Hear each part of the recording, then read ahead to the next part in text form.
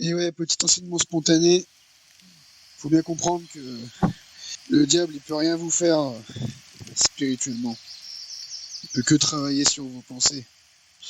Euh, Quand un esprit impur, quand l'ennemi fait en sorte de tuer un chrétien, en fait, quand on tue en fait quelqu'un qui a rencontré Christ, quelque part on lui rend service parce qu'il rentre à la maison, comme dirait un frère. Quand le diable tue un chrétien, il lui rend service puisqu'il rentre à la maison. Moi, quand je parle de rentrer à la maison, je sais ce que je dis parce que voilà, le paradis, le royaume de Dieu, je l'ai contemplé. Je le contemple chaque jour. Ce que j'aimerais apporter dans cet enseignement, dans cet enregistrement, c'est vraiment que Saint-Esprit me parle beaucoup, beaucoup, beaucoup sur ça en ce moment. C'est vraiment que le premier combat, en fait, c'est même pas premièrement un combat. La première chose à comprendre, en fait, que le monde entier, en fait, devrait comprendre, c'est qu'en fait, premièrement, ce que je voudrais dire, c'est que le monde, en fait, le monde spirituel, en fait, c'est le monde des pensées. Autrement dit, c'est quasiment la même chose. C'est-à-dire que, en fait, le langage du monde spirituel, premièrement, c'est les pensées. En fait, le spirituel communique avec vous, premièrement, dans les pensées. Et les démons, en fait, les esprits impurs, c'est pareil. Ils vont vous communiquer une pensée.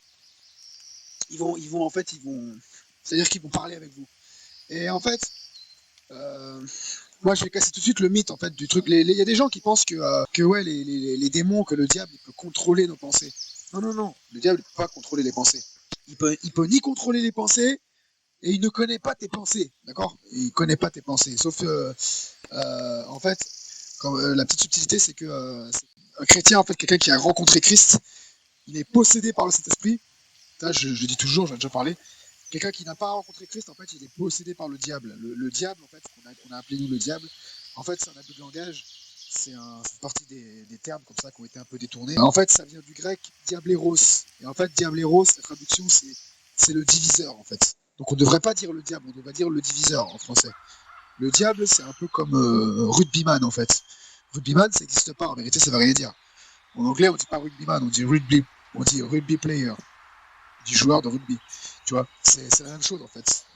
Voilà, c'est un anglicisme en fait. C'est comme diable en fait. C'est un gréquicisme. Je sais pas comment on pourrait dire. Enfin, c'est un grécoïnéicisme parce que voilà, ça vient de l'ancien grec. Je suis pas sûr que dans le nouveau grec on dise ça comme ça.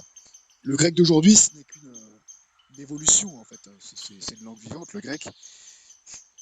Le grec koiné, en fait, le grec koiné, on pourrait dire que c'est une langue morte, mais en fait, c'est pas que c'est une langue morte, en fait, c'est juste le grec, en fait, le grec a évolué et est devenu il est devenu ce qu'il est devenu aujourd'hui.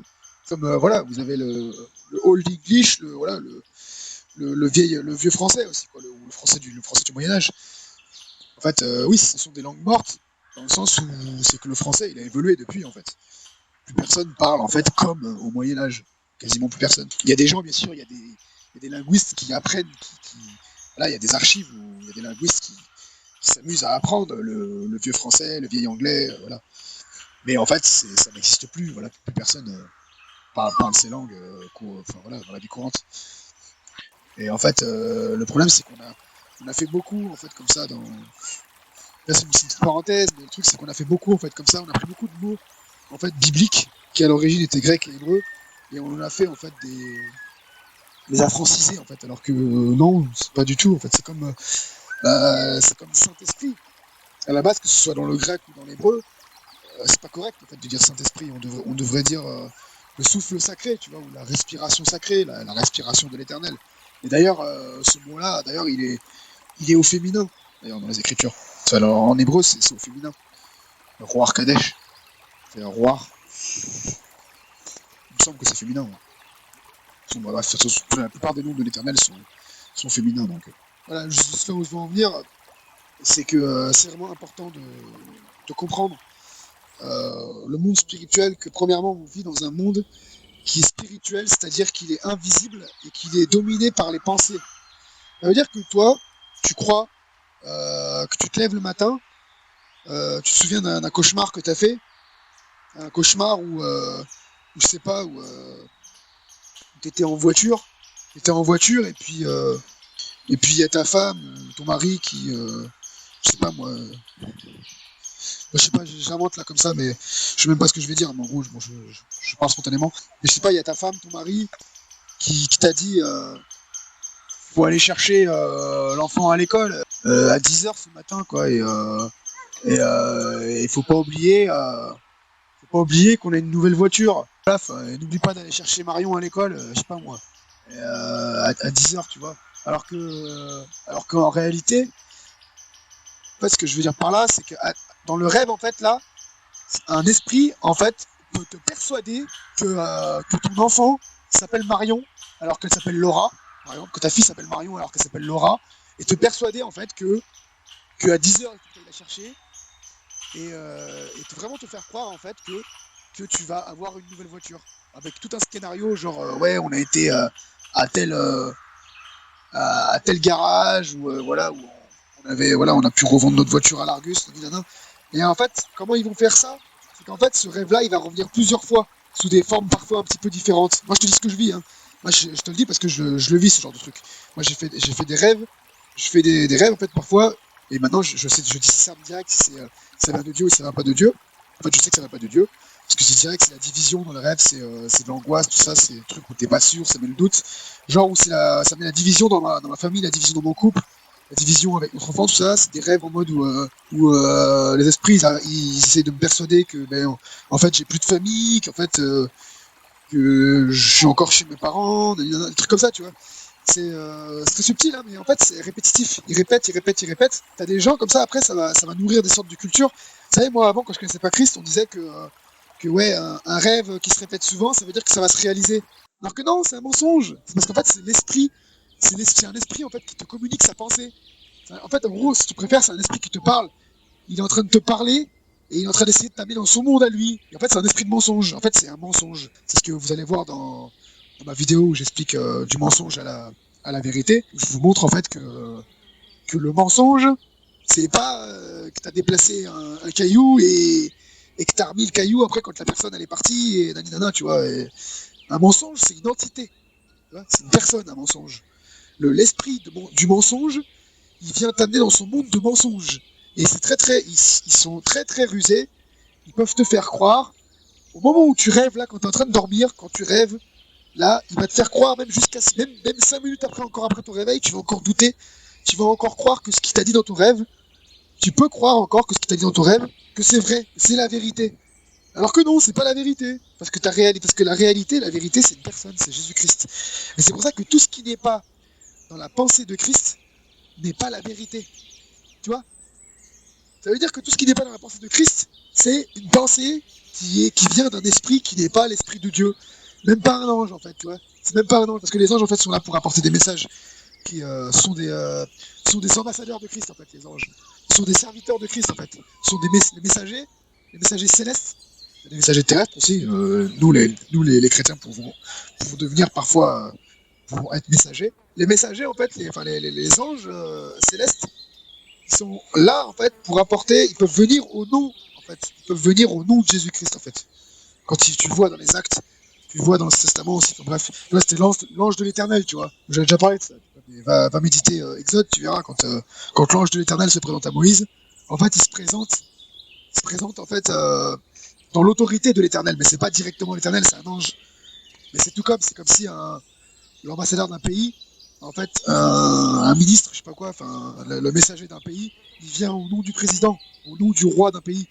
En fait, si tu attaques ce messager-là, c'est comme si tu attaquais le pays en question, tu attaquais le président, le roi en question, en fait, directement. C'est exactement la même chose. Et voilà, c'est comme ça que tu discernes, en fait. Tu discernes les esprits, enfin, c'est en partie par là, bien sûr, c'est par révélation, c'est cet esprit qui te montre, en fait. C'est un don, hein, le discernement. Ça sert à discerner si l'esprit vient de Dieu ou pas de Dieu. Mais c'est à force aussi, à force de côtoyer les Écritures, à force de méditer la parole, à force de prier beaucoup en langue, en fait, tu vas discerner tout de suite dans tes rêves, par exemple, si ce sont des rêves qui viennent de Dieu, si ça vient pas de Dieu. Sauf comme je te le dis, un rêve qui met la division dans tes pensées, qui met le doute en fait dans tes pensées, ça vient pas de Dieu. Un rêve qui vient de Dieu, il est clair, il est net et précis. Il est très clair en fait. Il va pas te paraître clair si Si tu passes pas beaucoup de temps dans la parole, voilà, si tu passes pas beaucoup de temps dans la prière, voilà, si t'as pas eu des bons enseignements en ce qui concerne les songes et le monde spirituel, tout ça, voilà, tu vas être confus. Tu vas toujours interpréter tes rêves de la même manière, comme moi je le faisais avant. Si je vois des fourmis dans mon rêve, ouais, ça veut dire que ouais, il faut que je fasse attention à mon argent. Si je vois des abeilles, ça veut dire que je vais avoir beaucoup de nourriture. Bon, enfin, c'est des bêtises, hein, mais il y a des gens en fait qui interprètent les rêves comme ça. Vous savez, ceux qui font du spiritisme et tout ça, il y a un truc, voilà, ceux qui font des trucs totems. Moi j'étais comme ça avant, avec les animaux totems là. Ouais, le lion. Ouais, les félins. Moi, j'étais en mode comme ça, je vous explique hein, vite fait. Les félins, ouais, ça représente. C'est la ruse, ils sont malins. Si vous voyez des félins si vous voyez une personne, ça devient un félin, un chat, ou un lion, ou un tigre dans votre rêve, alors faut faire attention, c'est une personne qui veut vous tromper. Voilà, si vous voyez des insectes, plein d'insectes, c'est l'angoisse. C'est que vous allez passer par un temps d'angoisse. Si voilà, vous voyez des araignées, c'est que il va y avoir un grand changement dans votre vie. Alors vous allez avoir une rupture. Moi j'étais comme ça avant, hein, j'étais vraiment à fond là-dedans. Et en fait c'était des esprits qui se jouaient de moi. Et du coup ils avaient compris en fait, ils avaient mis ça dans ma tronche. Ils m'avaient communiqué en fait que tel animal en fait, moi je faisais beaucoup de rêves qu'avec des animaux. En fait que tel animal en fait, tel animal, voilà c'était ci c'est ça. Et voilà et en fait et du coup ils ont vraiment mis la confusion en fait avant que je vienne à Christ. C'était vraiment le bazar quoi. Mais bon, gloire à Dieu, le Seigneur, il s'en est servi pour savoir parce que moi j'ai dit maintenant j'en ai marre parce qu'ils se sont servis beaucoup de moi à travers les filles et du coup moi j'ai dit j'en ai marre maintenant, voilà j'ai crié au ciel en fait et du coup après on a répondu. Mais voilà, c'est vraiment ça à comprendre, c'est vraiment l'ennemi en fait ce qu'il a fait, c'est que j'en parlais déjà dans mes enseignements, hein, donc du 2 ou dedans là, la série que j'ai fait là, euh, c'est c'est qu'en fait, l'ennemi, ce qu'il a fait, Satan, ce qu'il a fait, premièrement, c'est qu'il a enlevé de la tête des gens. C'est ce qu'on voit dans Genèse. Tout de suite, ils ont été séparés en fait de la voix de Dieu, de la parole de Dieu. L'Éternel, il dit tout de suite où es-tu en fait. Je me suis caché car j'ai appris que j'étais nul. Rien. Vous voyez, tout de suite en fait, ils ont été détournés en fait. Tout de suite en fait, ils sont passés en fait. Leurs yeux se sont ouverts en fait. Leurs yeux physiques se sont ouverts sur la réalité matérielle. Ils ont tout de suite été en fait comme voilés, en fait, ils ont été tout de suite voilés à la réalité spirituelle, en fait. Et c'est ça, en fait, que l'ennemi, il a mis beaucoup dans la société. Et c'est ce que les gens, premièrement, ils ont besoin de comprendre. Les gens, en fait, la repentance, elle vient aussi par là. Elle vient quand tu as compris qu'il y a quelque chose, il y a un truc, il y a quelque chose. Tu vois, il y a un monde spirituel qui est là. Moi, et heureusement, en fait, le Seigneur, il a mis la pensée de l'éternité en tout homme. Parce qu'en fait, les gens, au fond d'eux, ils le savent. Ils le savent qu'il y a quelque chose. Ils le voient parce que le Seigneur, il envoie ses anges, il parle tout le temps en fait aux hommes. Et voilà, il y a des gens qui sont plus ou moins sensibles. Et en fait, c'est à nous chrétiens en fait, à nous qui avons eu la révélation de ce monde, qui a vraiment un monde spirituel et qu'on on est capable en fait de le voir. Tu peux même rentrer dans une dimension où tu es capable de le voir quand tu passes beaucoup de temps en langue en fait, de le voir avec tes yeux physiques. Voilà, moi ça m'est déjà arrivé. Voilà, je connais des frères voilà, qui a des aînés dans la foi qui en fait ils passent énormément de temps en langue, énormément de temps dans la méditation, donc en fait eux c'est très souvent voilà, allez voir des témoignages de Curry Blake par exemple, hein. Voilà, le gars il communique en esprit comme ça avec des aînés dans la foi, enfin des trucs de fou quoi, cet esprit lui a permis en fait des aînés dans la foi sont venus carrément le voir dans sa chambre le soir. euh, il voyait la personne comme je vois ma fille là, il la voyait en fait, alors qu'elle n'était pas là. C'était l'esprit de la personne en fait. C'est un truc de malade. C'est le corps glorieux en fait de la personne. Et voilà, moi c'est là en fait où je voudrais en fait que j'aspire en fait que l'Église arrive à ce stade-là où on soit tous capables de communiquer en fait comme ça quoi. On a plus besoin de téléphone tout ça. D'ailleurs, la technologie est juste là pour refléter les choses en haut, hein, parce que là, j'ai parlé, mais ce que la technologie, en fait, ce que les hommes en fait ont inventé par la technologie, ça existe déjà depuis le commencement, en fait, dans les choses de l'esprit, hein. C'est juste une copie des choses de l'esprit. C'est juste là, en fait, pour refléter les choses d'en haut. C'est pour ça que moi, je m'intéresse beaucoup à l'informatique aussi, parce que ça me rappelle surtout les choses d'en haut, en fait. Voilà, par exemple, j'ai déjà parlé, mais par exemple, la cryptographie en cybersécurité, ça rappelle le parler en langue, en fait. Donc voilà. Enfin voilà, c'est vraiment c'est vraiment important que le monde comprenne que l'on vit premièrement dans un monde spirituel. Vous imaginez en fait si tous les gens savaient en fait déjà rien que savaient déjà il y a un monde invisible et que ce monde invisible il est bien plus grand en fait que le monde matériel. Si tous les gens savaient, et c'est pour ça aussi que moi je me bats aussi dans, je me bats pas vraiment. Je suis passionné en fait par tout ce qui est voilà la véritable nature de l'univers quoi, toute l'histoire de tout ce qui est la Terre plane avec le dôme, le deuxième ciel, le troisième ciel, tout ça, premier ciel, deuxième ciel, troisième ciel. Parce qu'en fait ces choses-là nous prouvent en fait que le monde est spirituel. Il n'y a pas de monde matériel en dehors de la Terre. C'est un mensonge. C'est un mensonge. Il n'y a pas de monde matériel en dehors de la Terre et du deuxième ciel, c'est-à-dire des eaux qui sont au-dessus des eaux, de l'atmosphère qui est au-dessus de l'atmosphère. En fait, c'est des gaz liquides. Bref, j'en ai déjà parlé. Après ça, c'est un monde qui est immatériel. Il y a pas. C'est le monde spirituel qui entoure en fait, qui englobe en fait le monde matériel. Il y a rien en fait. Il est à la fois au dehors et au dedans. C'est ça qui est merveilleux. Et en fait, le monde spirituel qui est au dehors en fait, qui est pleinement au dehors de la terre, qui est au dehors du deuxième ciel, même du deuxième ciel physique. En fait, c'est le royaume de Dieu. C'est le royaume de Dieu dans sa plénitude. Et c'est ça que moi j'ai visité en 2016. J'ai visité quelques secondes. Et il y a des frères et sœurs qui ont visité ce royaume plusieurs minutes, plusieurs semaines, plusieurs mois. Et là, c'est des grâces comme ça, comme c'est écrit en fait dans Corinthiens 12, là, je sais plus. Quand il dit je connais un homme qui est monté au troisième ciel.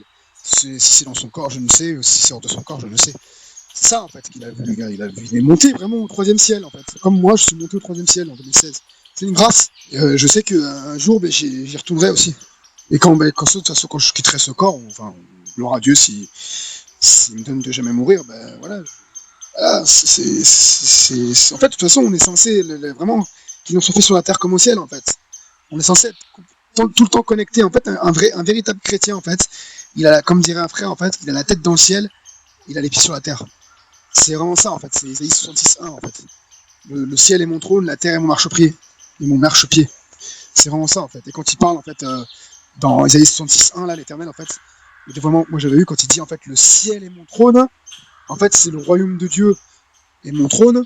La terre, mon marchepied. En fait, quand il parle de la terre, là, mon marchepied, en fait, c'est dans le sens des cœurs, en fait, qui sont sur terre, de l'Église, en fait. C'est l'Église, en fait. L'Église qui est sur terre, en fait. L'Église céleste qui est toujours, voilà, enfin, les chrétiens qui sont pas encore, voilà, qui sont toujours dans leur corps sur terre. C'est ça son marchepied, en fait, au Seigneur. Et le ciel est son trône. Vous voyez, c'est vraiment ça la pensée. Enfin voilà, c'est vraiment important que tu comprennes en fait que quand tu commences à avoir des pensées bizarres, en fait, des pensées de mort, tu te réveilles. Moi encore des fois ça m'arrive encore. Enfin c'est pas que ça m'arrive à moi, c'est que c'est des esprits qui veulent m'embêter en fait, me communiquer des pensées bizarres. Et je vois mon enfant qui est mort, des trucs comme ça, des trucs de fou. Voilà, il me communique des pensées bizarres. Voilà, le voisin de Guinana, enfin c'est des trucs. Voilà, ils peuvent te sortir des trucs de fou, quoi. Il a fait ci, ça, ou alors, ouais, t'es plus avec ton mari, voilà, si tu trompes ton mari, machin, tu fais des trucs bizarres, en fait. Tu fais plein de trucs, et ça peut aller, en fait, si t'es pas centré sur Christ, si t'es pas focus sur Christ, ça peut aller jusqu'à être formé dans le naturel. Mais même, en fait, si tu le vois, en fait, formé dans le naturel, même si t'as des problèmes encore avec la pornographie, t'as des problèmes encore avec l'argent, argent, t'as des problèmes encore avec ta voiture, t'as des problèmes encore avec de l'idolâtrie d'autres trucs, en fait, d'autres esprits. En fait, même ça, c'est un mensonge. Il faut que tu comprennes que c'est un mensonge et que premièrement, c'est pas de ta faute. Que c'est de la faute de l'ennemi. C'est lui, en fait, qui est là pour te détruire. Et lui, il va te détruire même en te faisant jusqu'à faire en sorte que des choses soient formées, en fait, dans le naturel. Alors que non, ça reste des mensonges parce que tout ce qui n'est pas Christ, que ce soit naturel ou spirituel, c'est un mensonge. Donc bien que tu comprennes, que tu te mettes dans la tête, que c'est dans le cœur, que c'est un mensonge. C'est un mensonge, ça n'existe pas. Selon Dieu, c'est un mensonge. Point barre.